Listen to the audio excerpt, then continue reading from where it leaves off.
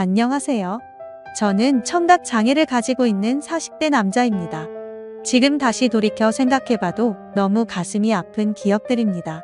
하지만 많은 사연들을 보다가 저도 많은 분들께 제 얘기를 해드리고 싶었고, 저도 얼마 전 10년 만에 알게 된 모든 사실을 꼭 누군가에게라도 말을 하고 싶었기에 이렇게 용기를 냈습니다. 정말 충격적일 수밖에 없는 제 사연 꼭 끝까지 읽어주시면 감사하겠습니다. 저는 어릴 때 추억을 떠올려 보면 참 하루하루가 힘들고 너무 벗어나고 싶었던 기억들만이 가득합니다.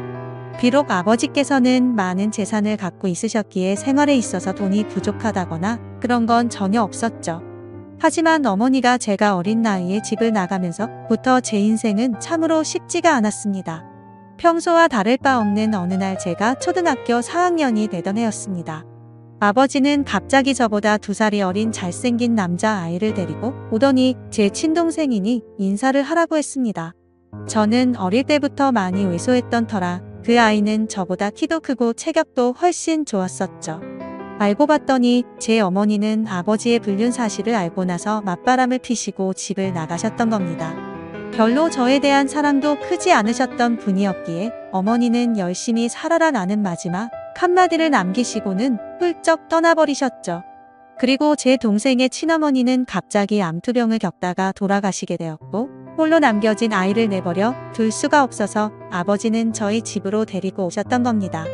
동생은 처음부터 제게 적대심이 굉장히 심했습니다. 자신의 어머니가 돌아가신 게 제 아버지 탓이라고 늘 생각했었고, 그런 아버지의 밑에서 곱게 자라고 있었던 제가 절대로 좋을 리가 없었죠. 집에서도 학교에서도 동생은 아버지가 없을 때면 저에게 짓궂은 장난을 쳤습니다. 저보다 덩치가 훨씬 큰 동생은 2살이 많은 제게 반말을 내뱉는 건 기본이었습니다. 하지만 형이 되어가지고 아버지에게 이런 사실을 이르기에는 너무 창피했죠. 그래서 그냥 아직 동생이 철이 없으니까 나중에는 달라지겠지라고 생각을 했습니다. 하지만 동생의 짓궂은 장난은 점점 도를 넘어서서 학교에서까지 그런 행동들이 생겨나더군요. 그래도 그때까지는 별거 아니라고 치부하고는 저는 참았습니다. 그런데 결국 그렇게 지내던 중 사건이 터지게 되었습니다. 제가 6학년이 되었을 때였습니다. 제 생에 처음으로 두근대는 감정을 느끼게 해준 여자가 나타났고, 그 당시 저는 그 여자를 아주 많이 짝사랑을 했습니다. 그래서 저는 그 친구와 가깝게 지내고 싶었고 집에서 편지를 쓰기 시작했죠. 몇 번을 지우고 쓰고 반복하다가 깜빡 잠이 들었습니다. 그런데 제 편지를 동생이 방에서 읽었나 보더라고요. 갑자기 동생은 낄낄 웃으며 너 연희 좋아하는구나 이 주제도 모르고 고백을 하려고? 라고 하더군요. 그래서 저는 처음으로 동생에게 화를 냈습니다. 왜 함부로 내 편지 읽고 그러냐며 욕을 하고 뛰쳐나갔죠. 그날 이후로 며칠이 지났을 때였습니다. 학교를 마치고 집으로 가고 있는데 저 멀리서 제 동생이 연희의 손을 잡고 제가 있는 쪽으로 걸어오고 있더군요. 그러면서 동생은 저를 가리키며 우리 형인데 같은 반이라며? 라고 웃더라고요. 그때부터 저는 도저히 참을 수가 없었습니다. 눈물이 나는 걸 질끈 참고 집으로 뛰어갔습니다. 집에 가자마자 분노가 폭발해서 펑펑 울면서 눈에 보이는 동생의 물건을 모두 다 던졌고 옷도 가위로 마구 찢어버렸죠. 30분 정도가 지났을 무렵 동생도 집으로 들어오더니 제게 뛰어들었습니다. 신체적으로 제가 당연히 불리했지만 저도 눈이 돌아간 상태여서 동생의 멱살을 잡고 서로가 처음으로 몸싸움을 하게 된 날이었죠. 그런데 정말 뜻하지 않은 큰 사고 벌어지고 말았습니다. 서로 몸싸움을 하다가 저는 옆으로 넘어지면서 귀가 가구에 크게 부딪혔고 결국 응급실에 실려가는 일까지 생겨버렸습니다. 치료가 끝나고 저는 한쪽 귀가 들리지가 않아서 이상하다고 생각하고 있는데 아버지는 눈가가 촉촉해 있었고 의사 선생님은 조심스럽게 말했습니다. 너무 안타깝지만 한쪽 귀가 영구적으로 청력 손실이 되었다고 하더라고요. 아직 어린 나이에 평생 제 귀가 상했다는 소리를 듣자마자 너무 화가 났습니다. 구석에 있는 동생에게 욕을 해대면서 달려들었고 마구 때렸습니다. 그러자 동생은 네가 먼저 해놓고 왜 자기 보고 그러냐며 소리를 치더라고요. 그날 이후로 저는 한쪽 귀를 잃게 되었고 훗날 웃고 지낼 줄만 알았던 동생도 잃게 되었습니다. 학창 시절 내내 저는 귀가 잘 들리지 않아서 괴로운 생활을 보내게 되었습니다. 그런 원망들은 고스란히 동생에게 갔죠. 집에서 얼굴을 마주쳐도 서로가 한마디도 하지 않았고 꿈에서 쫓아 나오면 욕을 하면서 깰 정도로 많이 증오했습니다. 그렇게 학창 시절을 겨우겨우 버텨냈습니다. 그리고 20살이 되자마자 저는 바로 독립을 하겠다고 아버지에게 말씀을 드렸고 예전보다 훨씬 마음 편하게 대학생활도 즐기고 평범한 나날을 보냈습니다. 동생을 마주하지 않으니 다른 건 다 필요 없었고 마냥 행복했었죠. 그러다 제가 25살이 되던 해에 갑자기 병원에서 연락이 왔는데 충격적인 소식을 들려줬습니다. 지금 아버지께서 사고가 나셔서 마음의 준비를 하고 당장 오셔야 할 것 같다고 하더라고요. 저는 미친 듯이 울면서 곧바로 고향으로 내려갔습니다.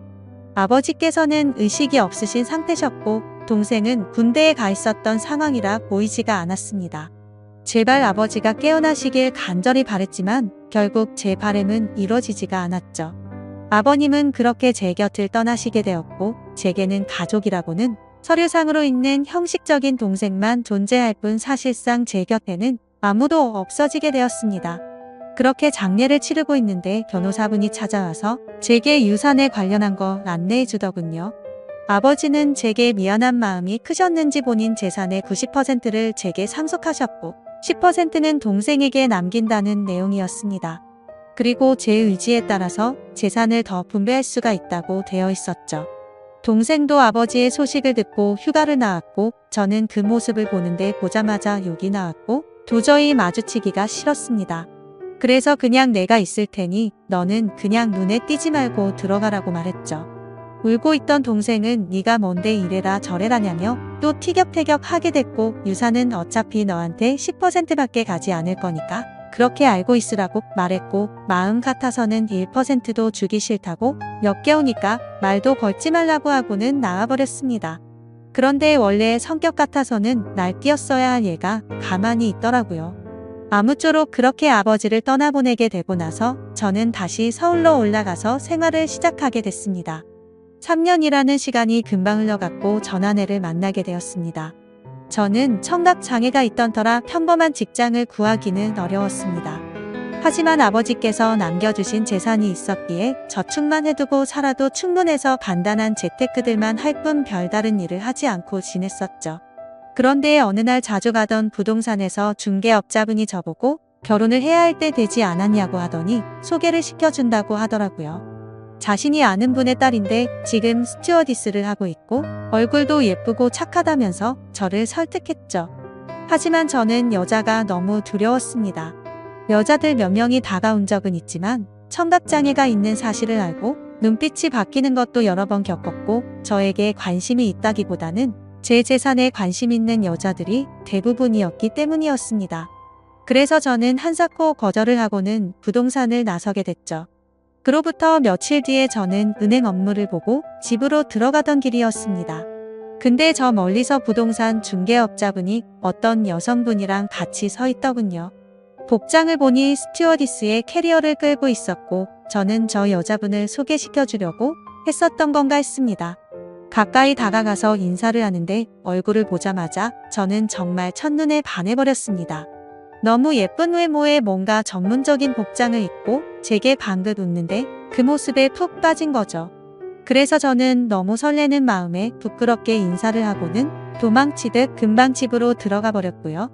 그런데 제 자신도 모르게 자꾸만 그녀의 모습이 떠오르더라고요. 조금만 있으면 괜찮겠지 하는 마음으로 며칠 동안을 참으며 보냈지만 도저히 참지 못하겠더라고요.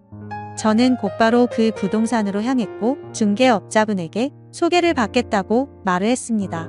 근데 중개업자는 갑자기 웃더니 그러게 진작 소개받으라니까 벌써 다른 남자랑 소개받았다고 하더라고요. 그래서 저는 제 자신을 한탄하면서 알겠습니다 하고 돌아서려는데 일단 여자분한테 한번 물어나 볼게요 라고 해서 저는 금세 기분이 좋아졌습니다. 그렇게 다행히도 여자분은 소개받은 남자와 잘 안 됐다며 소개를 받아보겠다고 했다고 하더라고요. 며칠 뒤 소개를 받기로 한 날 저는 처음으로 미용실도 가고 명품 옷도 사서 최대한 저를 깔끔하게 꾸미고 약속 장소로 나갔습니다. 그녀도 약속 시간에 맞춰서 나오게 되었고 활짝 웃으며 제게 인사를 하는데 평상복을 입어도 너무 아름다웠기에 저는 눈을 떼지를 못했습니다. 나이는 저와 동갑이었고 결혼 정년기가 되어서 빨리 결혼을 하고 싶어서 마음에 맞는 사람을 찾고 있다고 하더군요. 저는 최대한 그녀의 발언에 뭐든지 수긍을 하면서 호감을 사려고 노력했습니다. 그런데 다른 사람들과는 달라서 더욱 마음에 들었습니다.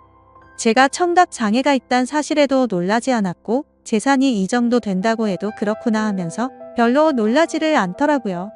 그래서 무력도 없고 사람을 편견하지 않는구나 싶어서 저는 더욱 빠지게 되었습니다. 결국 저의 적극적인 대시에 그녀와 저는 연인이 되었죠. 결혼을 전제로 만나다 보니 주로 하는 이야기가 미래에 대한 이야기였죠. 그녀는 어떤 곳에서 어떻게 살고 싶다부터 시작해서 결혼을 하더라도 스튜어디스는 계속해서 하고 싶다고 하더군요. 저는 뭔들 다 좋았습니다. 그녀만 저와 함께 할 수 있다면 제 모든 걸 다 바칠 준비가 되어 있었죠. 그렇게 저희는 연애를 시작한 지 6개월도 되지 않아서 곧바로 결혼을 하게 되었습니다. 결혼을 한 뒤로 6개월간은 그 누구도 부럽지 않게 많이 행복했습니다. 그런데 제가 알던 제 아내는 어느 순간부터 다른 사람처럼 점점 변해가더라고요. 쉬는 날에는 백화점에 가서 1,000만 원이 넘게 쓰는 게 일상이었고 새벽 늦게까지 연락이 안 되는 건 기본이더라고요. 저도 그때는 정신이 나갔었던 것 같습니다. 그렇게 하는데도 저는 다 좋았고 불만이 크게 없었거든요. 그런데 결혼 1년차 때부터는 제 아내는 저를 벌레 보듯이 무시를 하기 시작했고 잦은 비행으로 출장을 가면 연락이 안 되는 건 너무 당연하다는 듯이 반복됐습니다. 심지어 우연치 않게 휴대폰을 보니 출장 가서 다른 남자들과 사진 찍은 것도 봤지만 그냥 용서를 해주고 넘어갔습니다. 하지만 그렇게 몇 번을 더 바람을 피더니 나중에는 대놓고 남자친구가 생겼다고 그런 말들을 당당하게 하더라고요.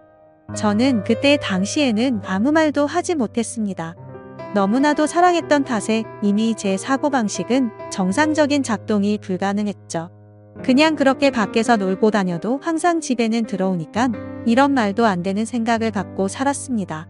그리고 바람피는 모습이 제 눈에만 안 보이면 어느 정도 참을 수 있다라고 생각을 하고 버텼습니다. 그런데 어느 날 저는 정말 너무나도 충격적인 모습을 보고야 말았습니다. 제가 사업과 관련해서 미팅이 있어서 호텔 로비에서 커피를 마시고 있었습니다. 그런데 익숙한 모습의 여성이 보이더군요. 바로 제 아내였습니다. 말로만 들었지 실제로 저렇게 호텔을 드나드는 걸 보니 너무 화가 나더군요. 그리고 더 충격적인 건 옆에 있던 남자였습니다. 아버지가 돌아가신 뒤로 단 한 번도 연락하지 않았던 바로 제 친동생이었습니다. 그때 문득 생각이 들었습니다. 재산을 조금 받고도 조용했던 이유가 저렇게 내 재산을 노리고 접근하려고 했던 거구나 생각했죠. 저는 곧장 폭발할 것만 같은 마음을 추스르면서 조용히 둘을 따라갔습니다. 사실 그때는 제발 제가 생각하는 게 아니길 바라는 마음으로 따라갔죠. 그런데 결국 그 둘은 같이 한 방으로 들어가게 되었고 저는 조용히 문 밖에서 눈물을 흘리면서 비참하게 서 있었습니다. 30분가량이 지나고 벨을 눌렀죠. 그러자 문이 열리더니 제 동생이 가운만 입은 채로 문을 열더라고요. 깜짝 놀라하는 동생을 보자마자 욕을 하고 몸싸움을 했습니다. 그러자 아내는 소리를 질러댔고 결국 경찰까지 부르게 되었죠. 저는 동생에게 일부러 접근했냐고 욕을 했습니다. 그러자 아내는 출장을 가다가 자신이 먼저 연락처를 물어봤고 만났다며 무슨 헛소리냐고 소리치더라고요. 참 황당하게도 바람 피운 걸 자랑이라도 된다는 듯이 저를 무시했습니다. 그러자 동생은 한마디 하더군요. 이제 모든 사실을 알았으면 그만 빌붙고 이혼 도장 찍고 꺼지라고 말하더라고요. 그러자 아내는 옆에서 비웃으면서 이제는 도저히 같이 못 살겠다며 말하는데 정말 가슴이 무너져 내리는 것 같아서 소리내서 펑펑 울었습니다. 너무 행복하다고 생각했던 제 가정이 이렇게 무너지다니 믿을 수가 없었죠.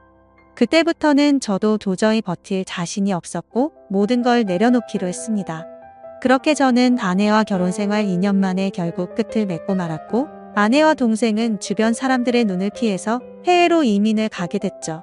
그 뒤로 매일 같이 술만 마셔댔고 일상생활을 전혀 하지 않고 살았습니다.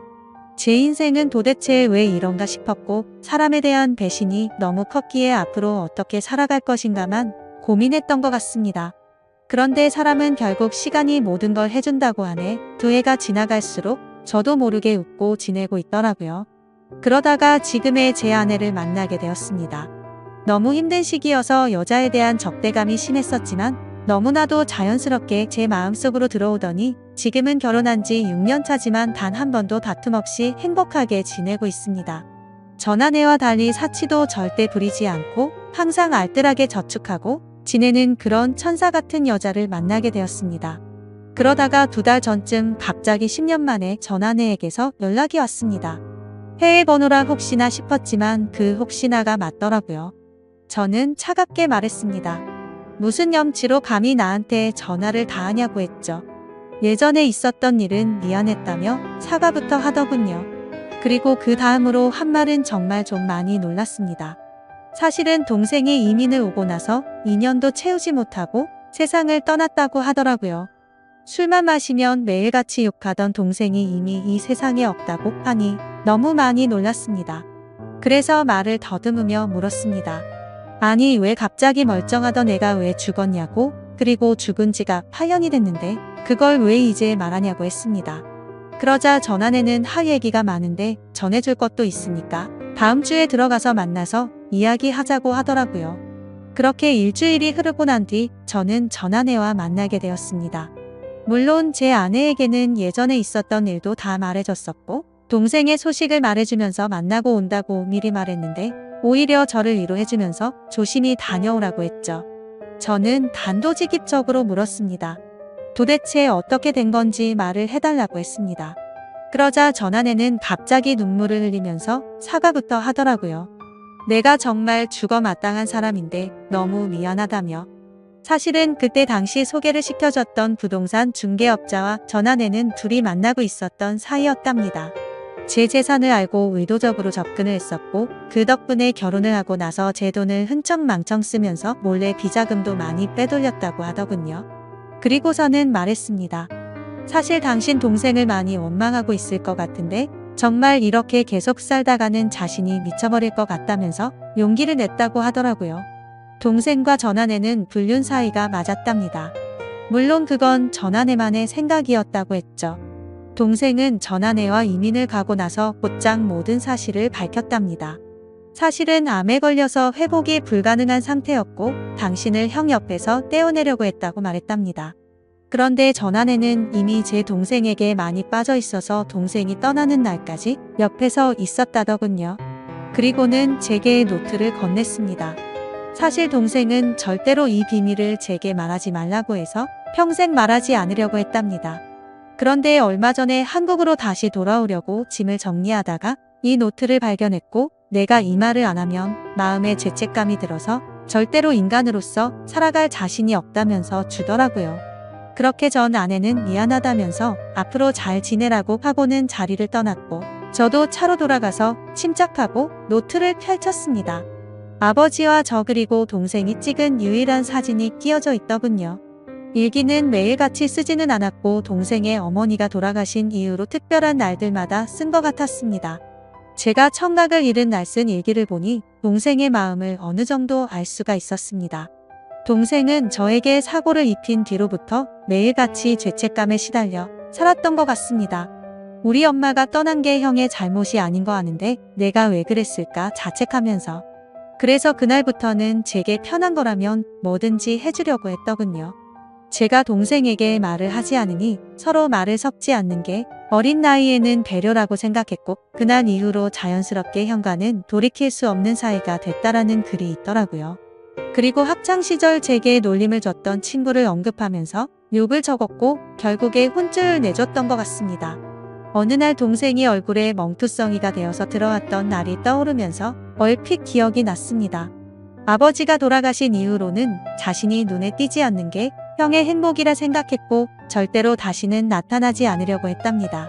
그런데 가망이 없는 암이 걸렸다는 사실을 알게 되었고 저를 마지막으로 멀리서나마 보고 가려고 했답니다. 그렇게 저희 집으로 오던 중에 전 아내가 다른 남자와 저희 집으로 들어가는 걸 봤답니다.